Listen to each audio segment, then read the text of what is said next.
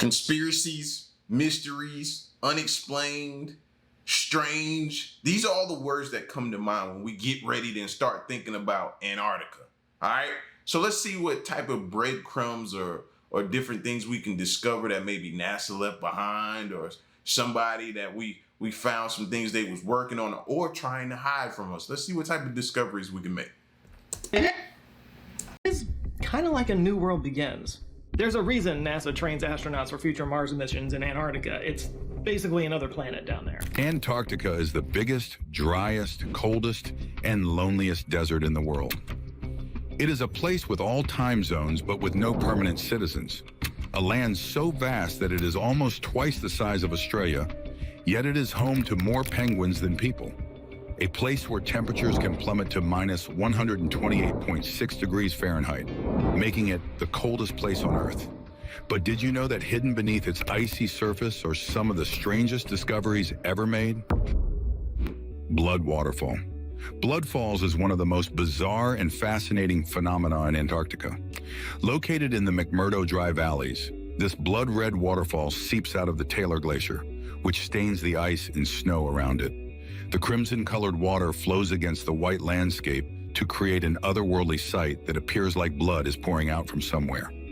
This place has intrigued scientists and explorers for over a century. Blood Falls was first discovered in 1911 by the Australian geologist Griffith Taylor during the British Antarctic expedition. At first glance, the sight of red water oozing from the glacier was puzzling and seemed almost supernatural.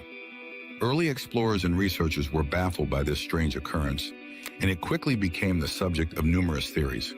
For years, people wondered what could cause such a strange phenomenon. Some thought it might be due to red algae, while others believed it was the work of some unknown organism or a mysterious chemical reaction. It even led to the formation of some legends and myths.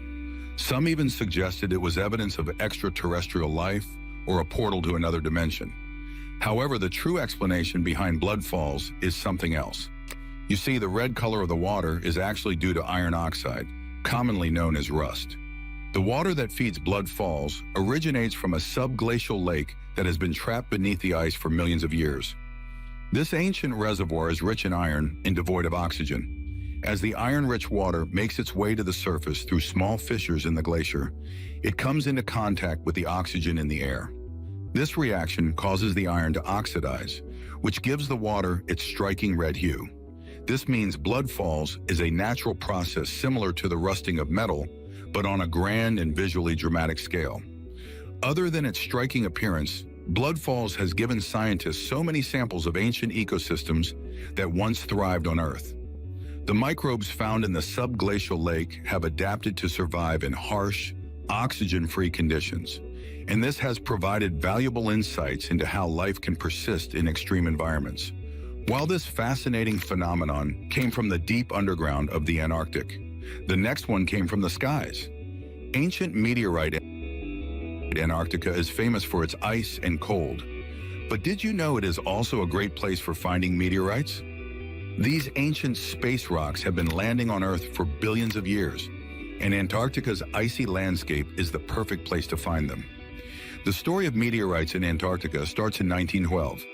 Francis Bickerton and his team were exploring Adélie Land when they found a rock that later turned out to be a meteorite.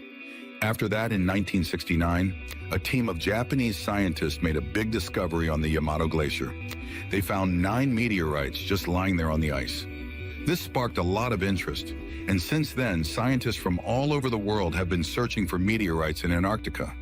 Today, over 50,000 meteorites have been found there, making it one of the best places on Earth to find these space rocks. But why are so many meteorites found in Antarctica? The continent's ice sheets play a big role. When meteorites fall on the ice, they get buried and preserved. Over time, the ice moves and carries the meteorites with it.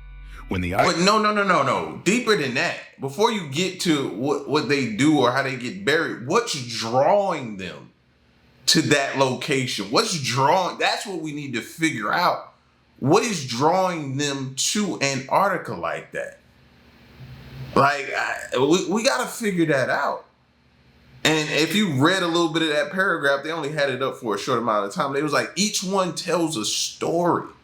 See, that goes into my theory. Each meteorite or whatever, it tells a story.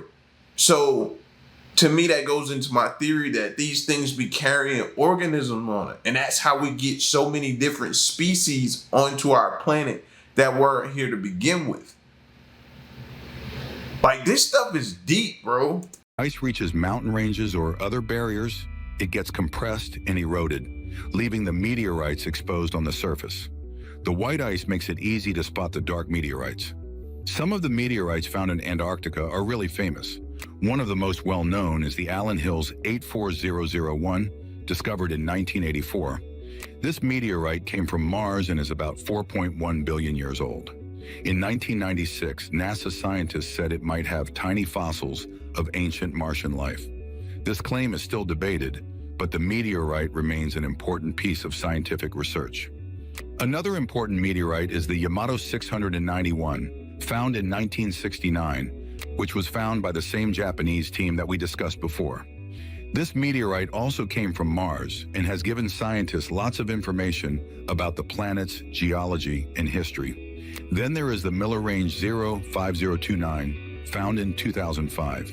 It is one of the oldest meteorites ever found, dating back about 4.6 billion years, which is almost as old as the solar system itself. Studying these meteorites helps scientists learn about the early solar system. They contain clues about how planets formed and what the conditions were like billions of years ago. These meteorites are one major reason why scientists love exploring Antarctica. Sometimes what they find is interesting and fascinating, but sometimes it is utterly horrifying. A frozen ship. Scientists made an incredible discovery deep in the icy waters of the Weddell Sea. They found a frozen ship. And not just any frozen ship, they found the frozen ship of Sir Ernest Shackleton, the Endurance. This ship was lost for over a century, and now it has been found almost perfectly preserved. And as expected, it has unlocked a legendary chapter in the history of Antarctic exploration. The Endurance was part of the Imperial Transantarctic Expedition, led by Sir Ernest Shackleton in 1914. Shackleton and his 27-man crew, including Captain Frank Worsley and photographer Frank Hurley, set out to be the first to cross Antarctica from sea to sea. But unfortunately, the Endurance became trapped in the thick pack ice of the Weddell Sea in January 1915. For months, the crew lived on the drifting ice, surviving the brutal Antarctic conditions. I mean, even back then, that's a death mission, bro. It's too many variables and unknowns for you to just set sail. Like, I'm pretty sure everybody had to know the severity of this and the consequences and different things they would be facing, fam. It just don't seem like something I'd have wanted to be. I get it, you know, and I'm never not knocking anybody for their choices, but yeah, man, taking that type of, no. Because I just keep imagining myself, but it had to be something greater that they were after that would make you, like, go through that. Understand the severity, understand all of the things that you're going to be faced with and still, like, push through and go through with it. I don't think I could have did it. The Endurance was eventually crushed by the ice and sank in November 1915, leaving the men stranded.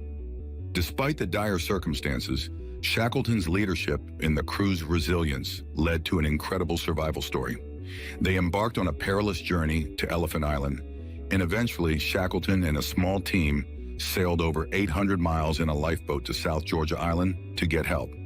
Remarkably, all crew members were rescued without any loss of life. For over a century, the exact location of the Endurance remained one of the greatest mysteries of Antarctic exploration. What about loss of limb? If you endured that, some type of frostbite or something, they had to lose a limb.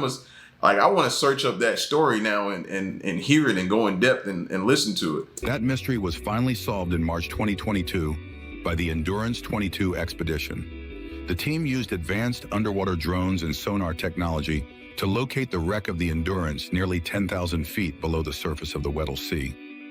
The discovery was nothing short of extraordinary. The Endurance was found upright and largely intact, as it was preserved by the cold, dark waters.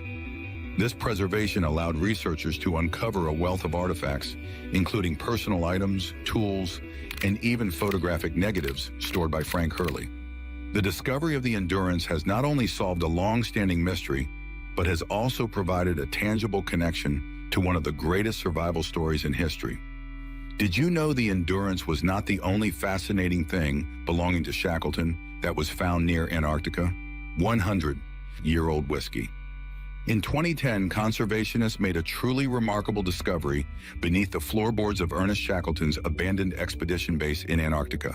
They found 3 bottles of rare 19th century Scotch whiskey. These bottles were part of a stash that had been left behind during Shackleton's 1907 Nimrod expedition. It is purely mind-blowing to think that these bottles had been buried in the ice for over a century. The bottles were still intact, and researchers could hear the whiskey sloshing around inside, despite being frozen solid in the ice. Even though temperatures in Antarctica can plunge to minus 90 degrees Celsius, it was not cold enough to freeze the whiskey. Turns out the whiskey had been bottled in 1898 by Mackinlay's distillery after aging for 15 years. Alongside the Scotch, they found 2 crates of brandy. Shackleton's Nimrod expedition did not reach the South Pole, but did set a record for reaching the farthest southern latitude at the time. Because they had bottles of that stuff to keep them warm, bro. I don't care who you are. I don't care. Hey, that's gonna get you through some tough times drinking some of that right there. God, that's gonna light a fire inside your body. The fact that this whiskey survived all these years shows that the conditions of Antarctica might be harsh, but they were also preserving. These bottles did not just stay in Antarctica, though. They were flown to Scotland by White and Mackay, the company that now owns the McKinley brand. Using a private jet, the bottles were transported from the Antarctic Operations Headquarters in Christchurch, New Zealand, to Scotland for detailed analysis in 2011. The goal was to recreate the lost recipe of this historic blend. The team carefully drew a sample from one of the bottles using a syringe through the cork. This sample allowed master blenders to analyze and replicate the whiskey, and then they came up with a limited edition of 50,000 bottles. Each bottle was sold for about $157, and a portion of the proceeds went to the Antarctic Heritage Trust, which supported their ongoing conservation efforts. New Zealand Prime Minister John Key himself returned the original bottles to Antarctica in 2011. The bottles were transported in 2 combination lock containers and flown back to Shackleton's hut on Ross Island by a U.S. Air Force transport plane. The bottles were eventually returned to their original spot beneath the floorboards at Cape Royds as part of a program to preserve the legacy of the heroic era of Antarctic exploration. Shackleton's hut is a piece of history, and now the whiskey that once warmed the hearts of explorers is back where it belongs. But it is not just the non-living, harmless things found in the harsh climate of Antarctica. There are scary living creatures lurking in that territory as well. A scary creature. Deep in the frozen wastelands of Antarctica, scientists stumbled upon a big scary creature that looked like it crawled out of a nightmare. Seriously, this was not your average penguin or seal. This thing was about 8 feet long, covered in weird, protruding bones, and had a jaw that could retract. American archaeologists were exploring near an underground lake when they found this weird creature. The scientists were completely baffled. This creature did not look like anything they had ever seen before. They were scratching their heads, trying to figure out what it eats, where it came from, and how it fits into the tree of life. And it is not just this creature that was fascinating in this discovery. An underground lake. Do you remember what we told you where scientists found this creature? They found it near an underground lake. You see, Antarctica has about 400 of these underground lakes. Now, you might be wondering how water stays liquid under all that ice in a place like Antarctica. Well, it is made possible due to the pressure and heat from the Earth's core. The pressure keeps the water from freezing, even when it is super cold, and a bit of geothermal heat helps too. This was not the only underground lake explored by the scientists. In 2013, some researchers drilled about 2,300 feet into the Ross Glacier and found another underground lake. They took water samples and found cold-resistant bacteria that were completely new to science. These tiny critters live in total darkness, in freezing temperatures, and still thrive. It is like they have superpowers.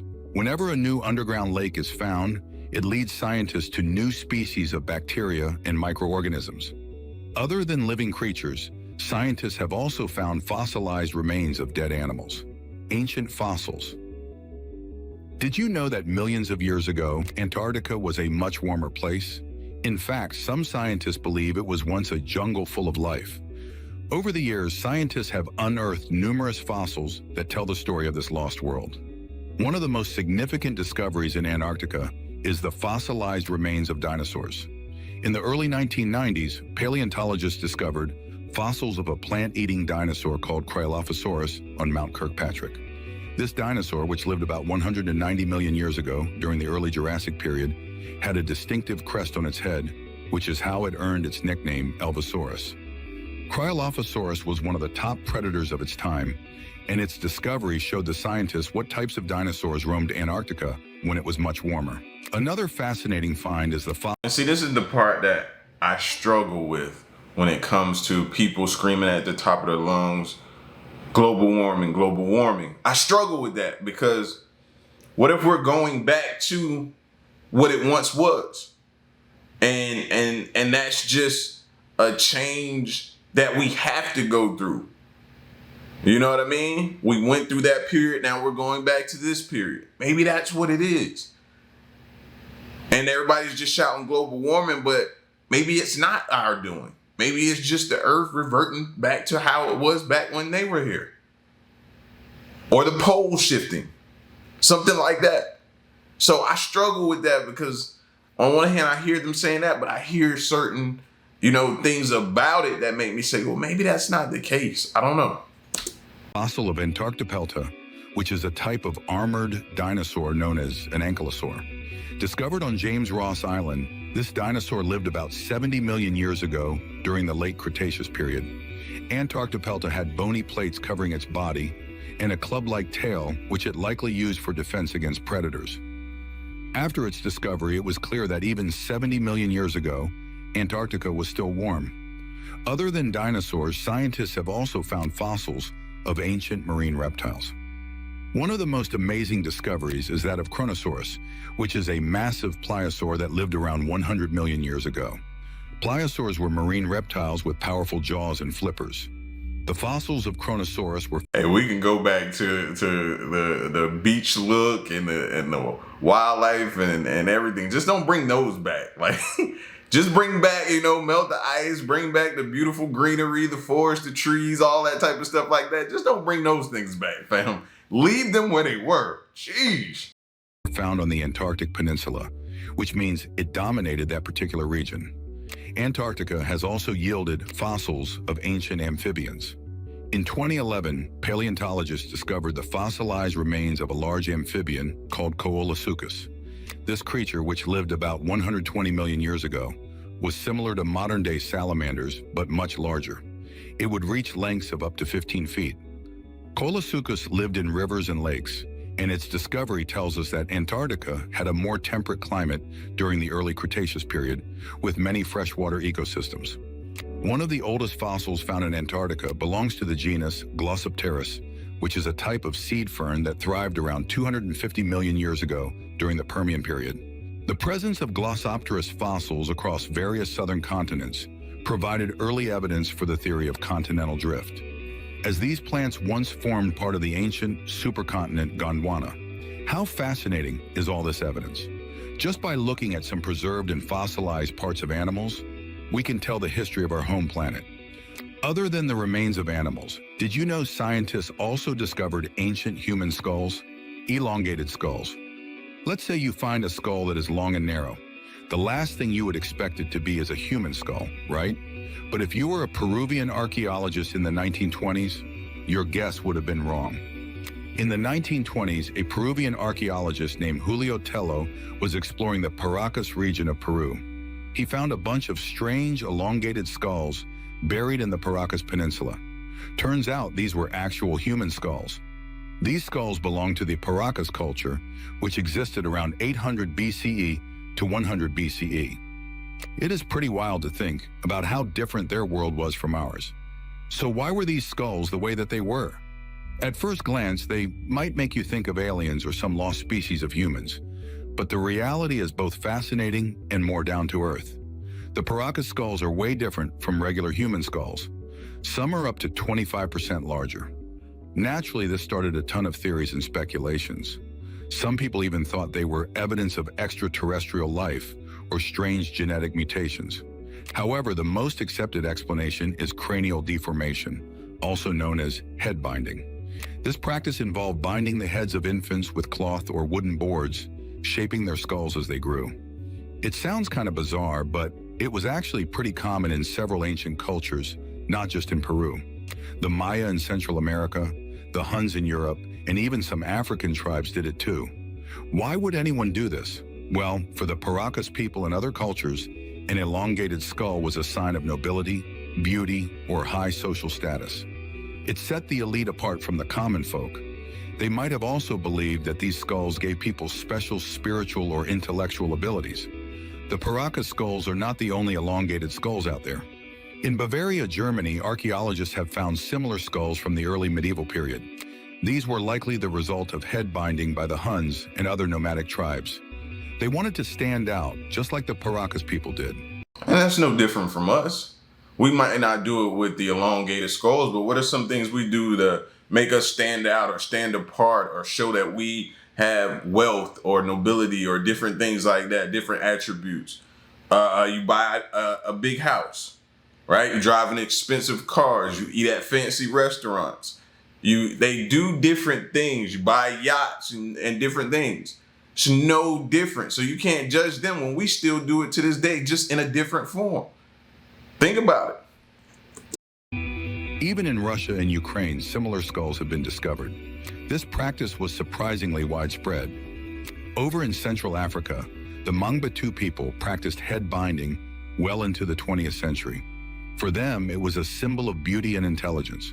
Now the discoveries did not stop at these continents. In 2014, scientists made a jaw-dropping discovery in Antarctica. They found 3 elongated skulls. These were the first human remains ever found on the icy continent, and they started a wave of curiosity and speculation.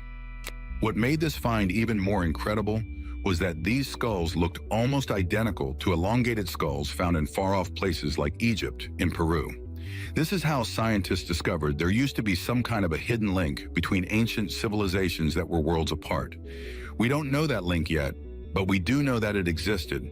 And this is how we also got to know that people of ancient civilization also visited this icy desert. While these skulls were from a much more recent era, something else was found that was so old that it got turned into a stone. Petrified animal. In 2009, scientists made a stunning discovery in the icy expanse of Antarctica.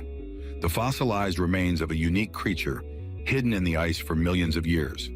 This ancient animal was roughly the size of a modern cat. Scientists found out that it lived more than 250 million years ago, and it was an egg-laying animal and a distant relative of modern mammals. It is amazing to think that such a small, cat-sized creature once roamed the landscapes of what is now the coldest place on Earth. Back then, Antarctica was not the icy, barren land we see today. Instead, it was part of the supercontinent Pangaea, which used to be this massive landmass that included nearly all the Earth's land areas. During this period, Antarctica was much warmer and hosted a variety of life forms, including this peculiar egg-laying mammal relative. Scientists believe that this ancient creature migrated from Antarctica to what is now southern Africa. This migration was made possible by the changing climate and the shifting continents during a period of global warming. As Pangaea began to break apart, animals could move between regions that are now separated by vast oceans. And now the strangest thing found in the whole of Antarctica: dry valleys. Did you know there exist some dry valleys in Antarctica? These are located within the McMurdo Dry Valleys region and are one of the most extreme and unique environments on Earth. These valleys, which are situated on the coast of Victoria Land, west of McMurdo Sound, are remarkable because they don't have any snow and ice cover. The dry valleys spread over around 4,800 square kilometers of area, which means they are the largest ice-free region in Antarctica. The 3 primary valleys are Taylor Valley, Wright Valley, and Victoria Valley. These valleys are surrounded by mountains that block the flow of ice from the East Antarctic ice sheet and create a unique polar desert environment. Even though they are present in one of the coldest places on Earth, the dry valleys receive very little precipitation. The region gets just a few centimeters of snowfall per year. This arid condition is why they are referred to as dry. One of the most fascinating features of the dry valleys is their extreme aridity and the katabatic winds that sweep through them. These winds, which can reach speeds of up to 200 kilometers per hour, are driven by the force of cold, dense air that descends from the high interior of the continent. As the air descends, it heats up through compression and creates the driest and windiest conditions on Earth. These katabatic winds are so powerful that they can evaporate any moisture, which is why no snow or ice has been able to accumulate here. The dry valleys are also home to some of the most extreme and resilient forms of life on the planet. Microbial life thrives in this harsh environment, particularly in the soils and in the perennially ice-covered lakes such as Lake Vita, Lake Vanda, and Lake Bonney. These microbes have adapted to survive in conditions of extreme cold, dryness, and high salinity. For example, in Lake Vita, which has a thick ice cover and super salty water, microbial life exists even though the lake is devoid of oxygen and remains frozen year-round. Another incredible feature of the dry valleys is blood falls. Remember the red waterfall we talked about in the beginning? Yes, that very same waterfall is found in one of these dry valleys. The dry valleys are also of significant scientific interest due to their similarity to the conditions on Mars. The barren, rocky landscape and extreme conditions make them an excellent analog for the Martian surface. In fact, scientists study the dry valleys to understand how life might survive on Mars and to test technologies for future Mars missions. Despite the harsh conditions, the dry valleys have a rich geological history. The valleys contain a variety of geological formations, including ancient lake beds, fossilized river channels, and unique mineral deposits. These formations provide valuable insights into the climatic and environmental changes that have occurred over millions of years. One of the most studied areas is the McMurdo Dry Valley's long-term ecological research site, which was established in 1993. This program focuses on understanding the ecological processes and biodiversity in this extreme environment. Researchers monitor everything from soil chemistry and hydrology to microbial diversity and ecosystem dynamics. The data collected helps scientists understand how ecosystems function in extreme conditions and how they might respond to climate change. These were just 10 of the weird things found in the huge icy land of Antarctica. With so much of it still unexplored, who knows what other strange and amazing stuff is waiting to be discovered?